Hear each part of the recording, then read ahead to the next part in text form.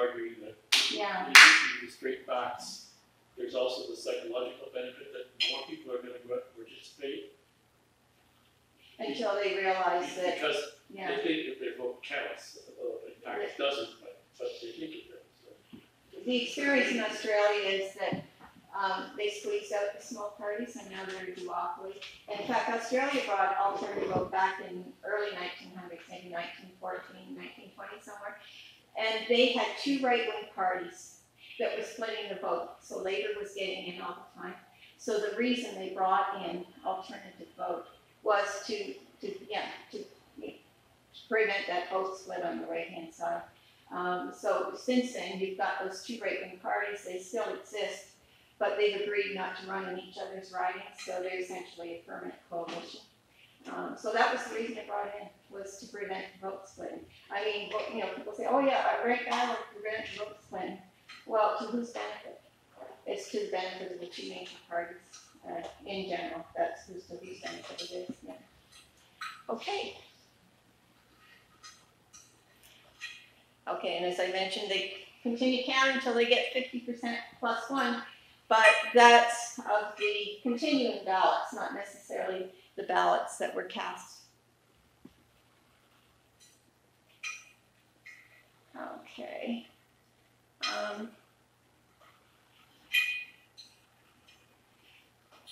Yeah, you get basically, okay, we'll talk about STB, which, as I mentioned, is usually larger ridings with many members in it. BC referendum was on STB. We've had, prior to the most recent electoral reform committee, we've actually had 13 Canadian studies on electoral reform, and a couple of them in the citizens' assemblies, one being in BC and one in Ontario. I think maybe it was one in PEI as well. And of those 13 studies, every one of them have recommended proportional representation. Most of them have recommended MMP, but BC decided to go with STB. Okay. When people hear the word proportional representation, first thing they think, oh, our house is going to get much more bigger. We're going to have all these additional MPs. Not necessary, particularly with STB. You make the ridings bigger. So in Mississauga, where we've got 6 MPs, I mean, Mississauga could be one big riding. And you're going to get a ballot, and you're going to elect 6 MPs on that ballot. Oops. Whoop.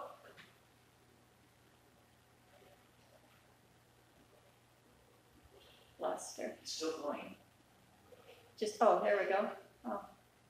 Just go quickly. Yeah. You just minimized it. That's okay.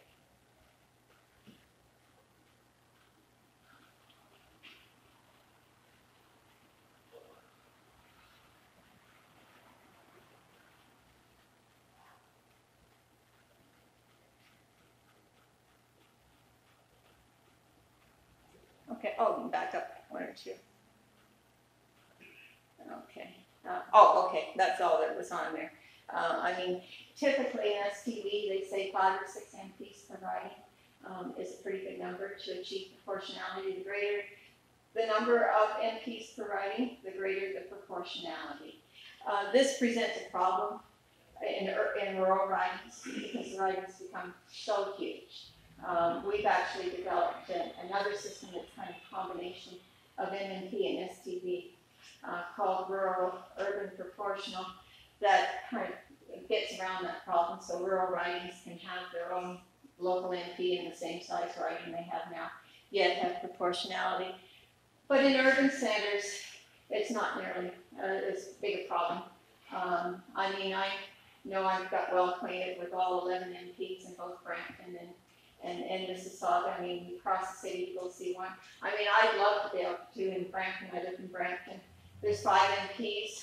I mean, I like the one I have, but, you know, if any one of them would service me, if I had a choice, you know, I would go to the MP that suited me, that represented my values.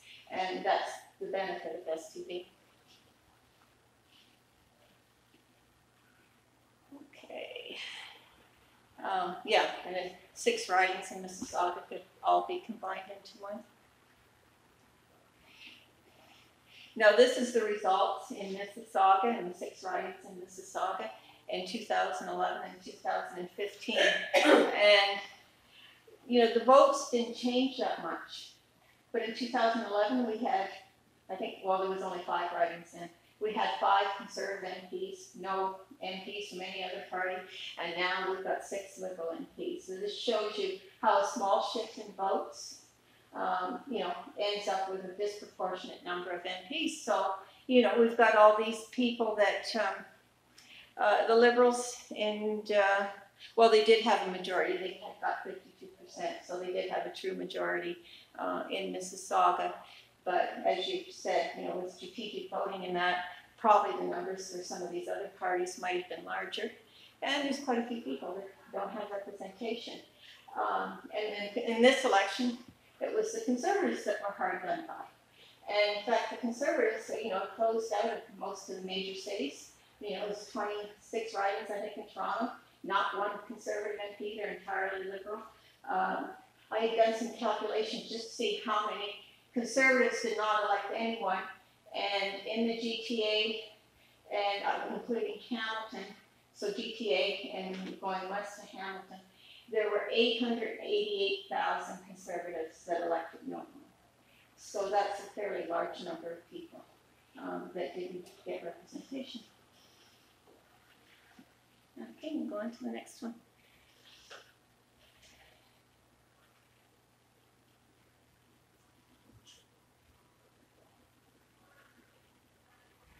Okay, and here's what a ballot looks like. So I said it's a ranked ballot. You get to choose as many or as few as you like. The benefit of STV is that you can choose candidates from different parties. And parties will run more than one candidate. I mean, if there's going to be six MPs elected in that riding, I mean, the major parties are probably going to run 6 candidates, which I kind of like because now the Liberal candidate's running against the Liberal candidate, the Conservative candidate's running against the Conservative candidate. To me, that puts a whole different element of competition. And people aren't getting elected just because they managed to get the nomination for their party and they have the Liberal label or the Conservative label. Now, you know, voters are going to have a choice within the party. So it puts a whole element of competition. I think it also makes the MPs more independent of the party. I mean, in our current system, getting the nomination is usually most of the battle. If you're in a fairly safe riding, getting the nomination is the critical thing. Under this system, getting the nomination is not. You still got to compete with all your fellow candidates in the same party. So you're going to be less reliant on the party in order to get elected. And that provides a little bit more autonomy. It will provide you with a lot longer ballot. It means that you're going to have to probably know more candidates if you're interested in voting for more than one. But other countries are doing it. I don't think it's all that complicated. Okay. Okay, then the next system, mixed member proportional.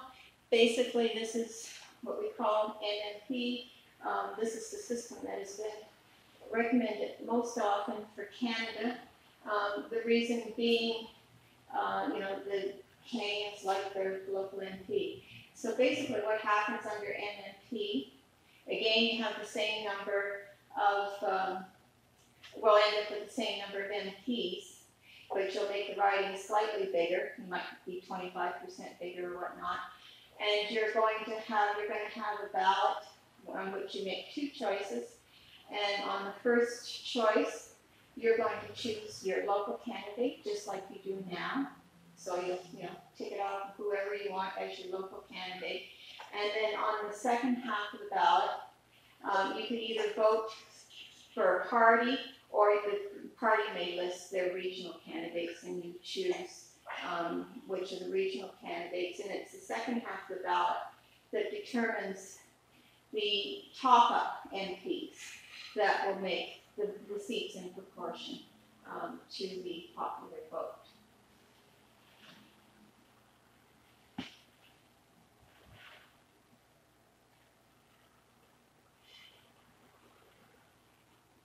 So this is an example of an area in southern Ontario where those are all individual ridings.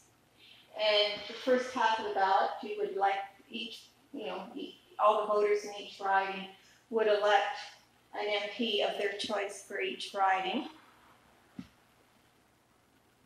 You want to go on?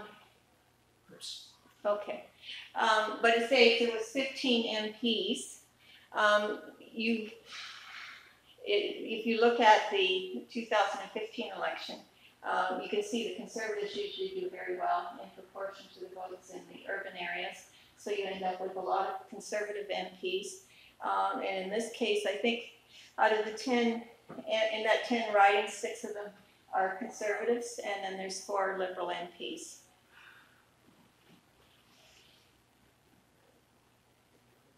Do you want to go on to the next slide, please? Okay.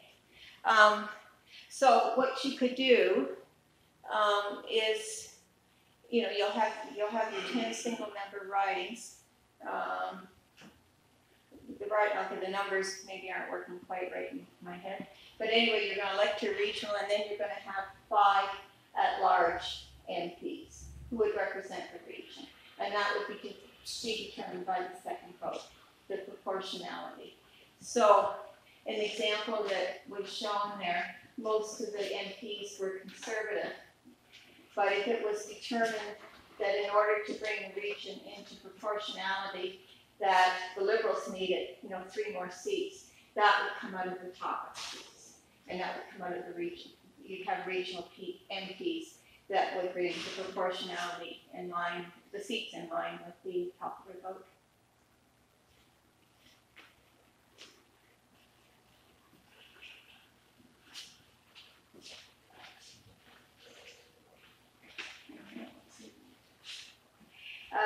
MMP, again, it's the number of regional seats that determine the proportionality.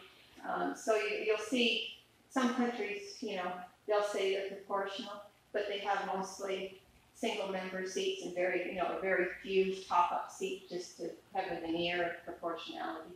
But in fact, they're not very proportional. And one of the things that the Electoral Reform Committee, one of the things they stipulated, they said, we support a proportional, we recommend a proportional voting system. And Liberals, we'd like you to go and design a proportional voting system. But one thing we want is that we want, oh gosh, I forgot the name of the factor. They wanted this, there's a factor that measures proportionality, and they said we want this factor to be equal less than 5. And that was the reason for it. They didn't want the Liberals going off and throwing in a few top-up seats and saying, we've got a proportional system. Let me ask you a question while we have this. Sure. In this example where you had 15 rural seats, and just confirm to me, the idea was to reduce the number of seats and to replace the 5 that you have reduced by 5 regional. Is that correct? That's right.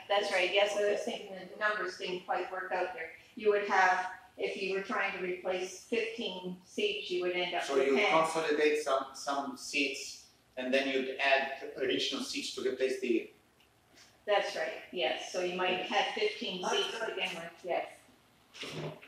Yes. Do all the countries that have this system have party rankings, like the person at the top of the list is the first one to get elected, the second one to get elected, or do some of them actually vote for the regional people? There's as many, you can design in any way that you want. And the way, there's been so many complaints. The myth around MMP is that, it's a party vote. You're never voting for the person that is going to be your MP. So That's not always true, right? No. There's open list systems and there's closed list systems. On an open list system, the regional MPs, each party would actually put forth their own candidates, and you would rank them. And so, if you needed, 3 more Liberal MPs in that urban setting or that rural setting, they would take the 3 that had the most votes. there's different ways of doing it. A closed list means you just vote for the party, and the party chooses the list. And the MPs come off that list. And it's the closed list system that people say, oh, well, parties determine, no, it can't all be MPs, and they're all beholden to the party. Most of the MMP systems around the world are closed list systems. And there are benefits to that. Oh, yes, there are tremendous benefits. It means that you can pick, I happen to be a scientist, so I picked this example. It means you can pick a scientist, put them at the top of your list, not a campaigner, not necessarily a people person, but highly qualified and will do really good job in government. So you can put people into government who are highly qualified but not necessarily campaigners. Exactly, and it's often cited that's the way you get more women in Parliament is to have a closed list, and the parties have more women on the list. I mean, if you put out that list, people are going to know it. I mean, Holland has nothing but party lists, and you go vote for the party, and then they determine who actually gets the seats. But if they got crappy people on the list, it's going to hurt them. So it's not necessarily all party driven. So yeah, you're right. May I suggest that we go through the slides so that, and then can have the discussion later so that we avoid this problem again. Oh, okay. It's slowing. Okay. So that's what I'm proposing. Okay. So make your comments fast and then we take the question. Okay. Yeah. So this would be under a proportional system where you'd have six Liberal MPs, 6 Conservative MPs. You'd end up with 2 NDP MPs and 1 Green if the seats were determined proportionally. And so, if you want to go to the next slide. In fact, under the local elections, we got already have 6 Conservatives. They're entitled to 6. They're not going to get any more seats. So the top-ups are going, so the Liberals are going to get 2 more seats out of the top-up seats. And the NDP will get 2 seats out of the top-up, and the Greens will get 1. Okay. Go to the next slide, please. Yeah. And this is what ballot would look like. And this is the case where you have the MP of your choice on one side, and this is an open list system where you actually get to choose the top-up candidate. And so you're ranking the candidates on the second side. Okay. So basically, STV and MMP are really the only 2 systems that meet all the criteria. You get more diversity under both of those systems. There's fair representation because the seats match the votes. Voter equality. Okay, I didn't talk too much about vote equality, but as I mentioned, there's over 50% of the seats in Canada are safe seats. So if you have to be in a Liberal riding, you support Conservatives or NDP, you don't think your vote counts very much. It probably doesn't. The other thing that happens, you'll see, I don't have a slide for that, is that it takes some parties much fewer votes in order to get seats. So in 2015, you may have the Liberals have got, on average across the country, might have taken 43,000 votes to get 1 seat. The Conservatives, it took them 60,000 votes to get a seat. The NDP, I think, was around 80,000 to get 1 seat. And the Greens, of course, had over 600,000 votes and got 1 seat. So obviously, a vote is not a vote, it's not a vote. Depends on where you live as to how much your vote counts. Local representation, that's something we can get from any system. Accountability, or good governance. Again, we talk about policy leverage, continuity of government, and in fact, PR countries do better on the whole. I mean, you can pick and choose and find that aren't doing it very good. But on the whole, and there are studies that go back, decades, looking at all the countries and comparing them, and they do better on many levels. And the accountability, this is something people will say, you know, that's lacking in PR, is accountability, because you can't, you know, you can't elect for, you can't vote somebody out. You know, you haven't got one MP that you can vote out. But if you're in a safe riding, and most of the people don't elect anyone anyway, I would argue maybe accountability is not so great under first past the post. Okay.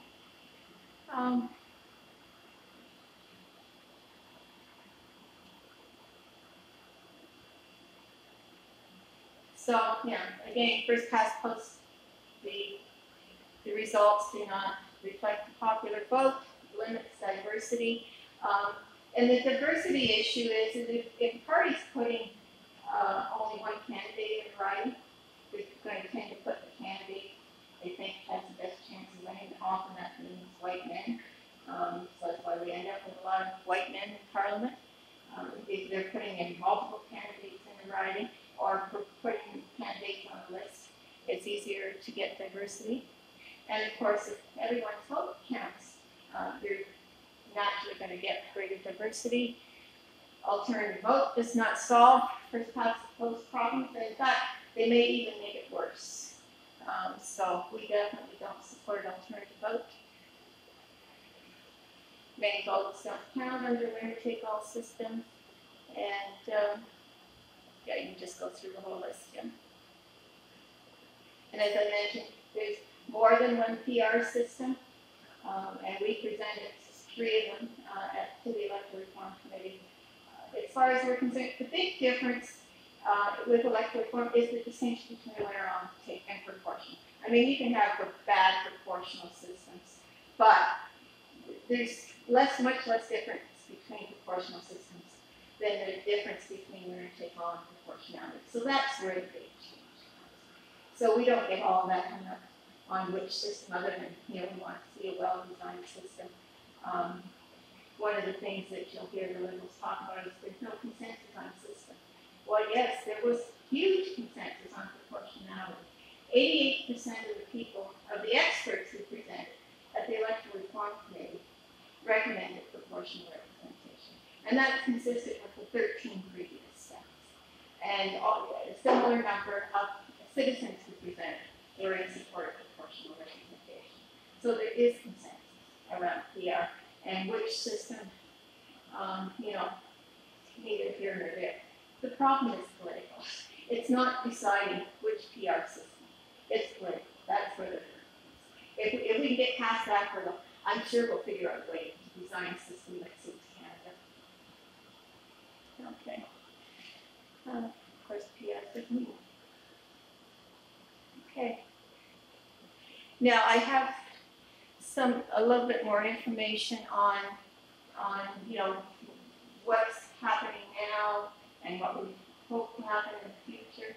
But if you have any questions on the systems before I go to that. Any questions?